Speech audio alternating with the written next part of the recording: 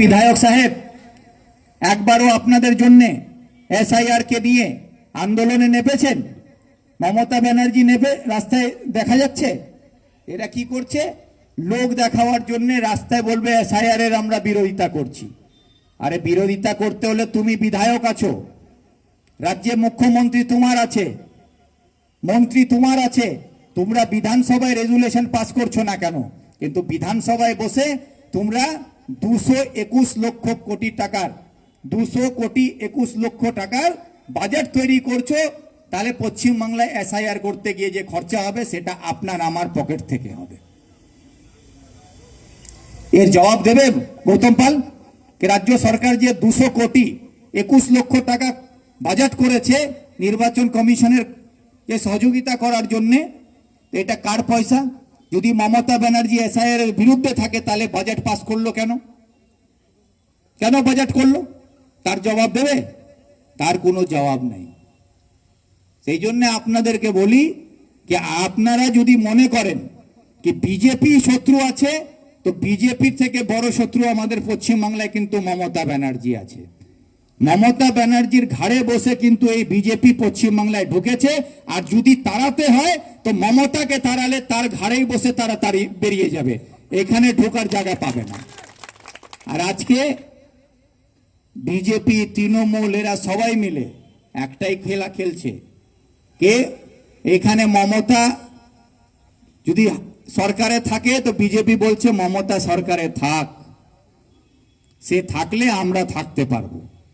মমতা বলছে আমি যদি ক্ষমতায় না থাকি তাহলে বিজেপি ক্ষমতায় আসুক, তাহলে আমি থাকতে পারবো, কিন্তু কংগ্রেসকে ক্ষমতায় আসতে দেওয়া যাবে না। কেন কেন করছে? কেন কংগ্রেস ক্ষমতায় আসলে মমতা ব্যানার্জি জানে কি তৃণমূল দলের যে লোকগুলো আছে তারা কংগ্রেসে ফিরে আসবে, ঘর ওয়াপসি হয়ে যাবে। আর বিজেপি জানে যদি কংগ্রেস শক্তিশালী হয় তাহলে বিজেপি পশ্চিম বাংলায় টিকতে পারবে না। সেই জন্য বিজেপি চাইছে মমতা থাক, আর মমতা চাইছে বিজেপি থাক। আমি যদি ক্ষমতায় না থাকি তাহলে বিজেপি ক্ষমতায় থাকুক, বিজেপি চাইছে যদি আমি ক্ষমতায় না আসতে পারি তো মমতা ক্ষমতায় থাকুক। এই খেলা চলছে। তো এই খেলার বিরুদ্ধে যদি লড়তে হয় তাহলে দুটো বড় শক্তি আছে। তাহলে আজকে সাধারণ মানুষের যে অধিকার, আজকে আপনারা কি চাইছেন? যখন মমতাকে ভোট দিয়েছিলেন আপনারা কি চেয়েছিলেন?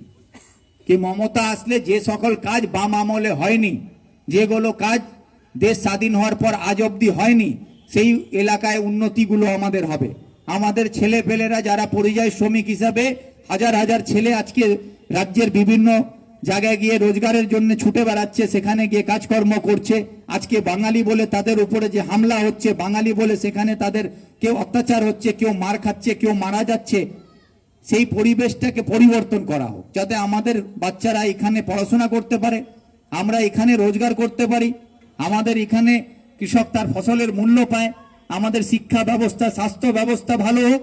এটাই তো আমরা চেয়েছিলাম।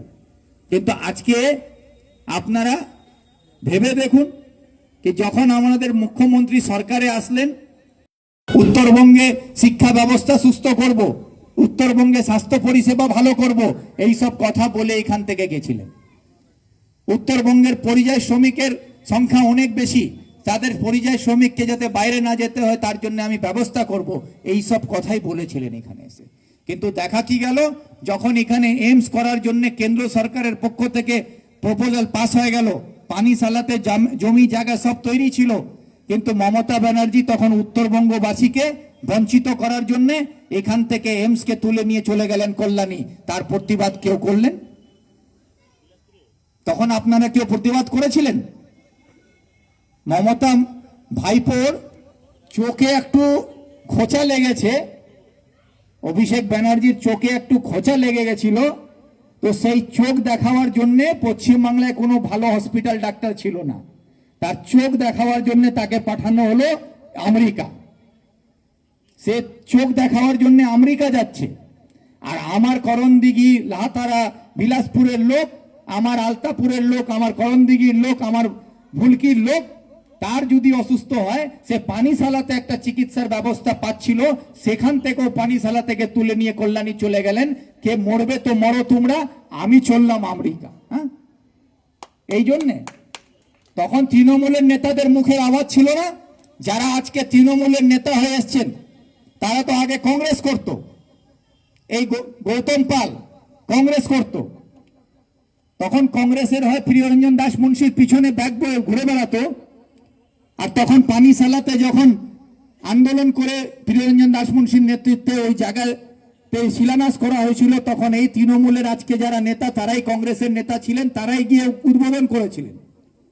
আর যখন মমতা ব্যানার্জি সেই পানিশালা থেকে এইমসকে তুলে নিয়ে গেল, একটা নেতারও মুখ থেকে আওয়াজ বের হলো না কেন? কেন? এরা হচ্ছে কেউ জনগণের নেতা নয়। এরা যদি জনগণের নেতা থাকতো তাহলে আপনাদের জন্য লড়াই করত, মমতার সামনে বিধানসভায় টেবিল থাপড়ে বলতো যে আমি উত্তরবঙ্গের মানুষ, আমি করণদিঘির বিধায়ক, আমি রায়গঞ্জের বিধায়ক, আমি আপনার দল করতে পারি, কিন্তু আমার মানুষের সঙ্গে প্রতারণা করতে আমরা দেব না। রায়গঞ্জের এইমস রায়গঞ্জেই করতে হবে। এই লড়াইটা কেউ করেছিল? কেউ করেনি। তখন আমি ফরওয়ার্ড ব্লক করতাম, কিন্তু তখনও উত্তরের এইমস উত্তরে চাই, এই নিয়ে আন্দোলন আমি করেছিলাম। তার জন্য লড়াই হবে, হিন্দুর জন্য মুসলমানের জন্য আলাদা দাবি উঠবে।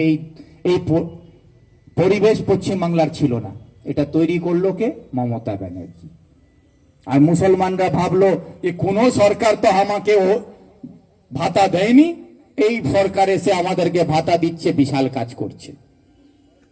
তখন আমাদের সব ইমাম সাহেবরা তখন মমতার গান গাইতে আরম্ভ করলেন, গান আরম্ভ হয়ে গেল। আর এর পরিণতি কি হলো? যে আপনি যত মমতা মমতা করলেন, বিজেপিও বলল কি মমতা হচ্ছে মমতাজ বেগম, বলেছিল কি না? মমতা হচ্ছে মমতাজ বেগম, মমতা মুসলমানের মুখ্যমন্ত্রী। এই প্রচারটাকে ওরা চালালো, আর এই প্রচারটাকে আপনারাও চালালেন। মমতা মুসলমানের নেত্রী, মমতা আমাদের মসিয়া, মমতা থাকলে মোদিকে আটকাবে। আপনারাও মমতা মমতা করলেন, আর ওরাও মমতাকে মুসলমানের নেত্রী বানিয়ে পশ্চিমবাংলায় হিন্দুদের মনে একটা ক্ষোভ তৈরি করে দিল। আর হিন্দুরা তখন ভাবলো কি মমতা তো মুসলমানের হয়ে গেছে, তা আমাদের হিন্দুদের কে থাকবে? তখন হিন্দুদের জন্য আবার আমাদেরকে বিজেপিকে ধরতে হবে। এই পরিবেশটা তৈরি করলো। আর কংগ্রেস শক্তিশালী হচ্ছে, তার মানে যদি কংগ্রেসের হয় আমি কলকাতায় থেকে যদি এখানে উস্কানি দিতে পারি আর সেই পরিস্থিতি এখানে খারাপ হতে পারে, তো এখানকার জ্যান্ত বিধায়ক ছিলেন, এখানে জ্যান্ত সভাপতি ছিল, জ্যান্ত ও পঞ্চায়েত সমিতি জেলা পরিষদ ছিল, যারা নিজেকে নির্বাচিত বলে ঘোষিত করে, তারা আসলে জনগণের দ্বারা কেউ নির্বাচিত হয়নি। তারা ভোট লুট করে, সার্টিফিকেট চুরি করে আজকে ক্ষমতায় বসে আছে। তারা যদি এটা স্বীকার করছে কি এটা কংগ্রেস করেছে, তাহলে তাদেরকে নিজেকে জনপ্রতিনিধি হিসাবে পরিচয় দেওয়া উচিত নয়, এখনই ত্যাগপত্র দেওয়া উচিত। আর জ্যান্ত যারা নেতা হিসাবে নিজেকে পরিচয় দিচ্ছেন তৃণমূলকে, তাদেরকে জলে ডুবে মরা উচিত।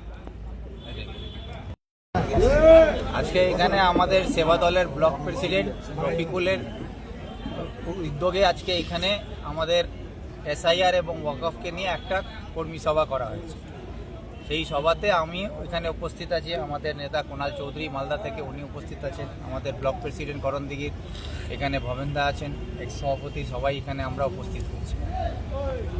আর কংগ্রেস শক্তিশালী হচ্ছে, তার মানে যদি কংগ্রেসের হয় আমি কলকাতায় থেকে যদি এখানে উস্কানি দিতে পারি আর সেই পরিস্থিতি এখানে খারাপ হতে পারে, তো এখানকার জ্যান্ত বিধায়ক ছিলেন, এখানে জ্যান্ত সভাপতি ছিল, জ্যান্ত ও পঞ্চায়েত সমিতি জেলা পরিষদ ছিল, যারা নিজেকে নির্বাচিত বলে ঘোষিত করে, তারা আসলে জনগণের দ্বারা কেউ নির্বাচিত হয়নি। তারা ভোট লুট করে, সার্টিফিকেট চুরি করে আজকে ক্ষমতায় বসে আছে। তারা যদি এটা স্বীকার করছে কি এটা কংগ্রেস করেছে, তাহলে তাদেরকে নিজেকে জনপ্রতিনিধি হিসাবে পরিচয় দেওয়া উচিত নয়, এখনই ত্যাগপত্র দেওয়া উচিত। আর জ্যান্ত যারা নেতা হিসাবে নিজেকে পরিচয় দিচ্ছেন তৃণমূলকে, তাদেরকে জলে ডুবে মরা উচিত। আজকে এখানে আমাদের সেবা দলের ব্লক প্রেসিডেন্ট রফিকুলের উদ্যোগে আজকে এখানে আমাদের এসআইআর এবং ওয়াকফকে নিয়ে একটা কর্মী সভা করা হয়েছে। সেই সভাতে আমি এখানে উপস্থিত আছি, আমাদের নেতা কুণাল চৌধুরী মালদা থেকে উনি উপস্থিত আছেন, আমাদের ব্লক প্রেসিডেন্ট করণ দিঘির, এখানে ভবেন্দা আছেন, এক্স সভাপতি, সবাই এখানে আমরা উপস্থিত হয়েছি।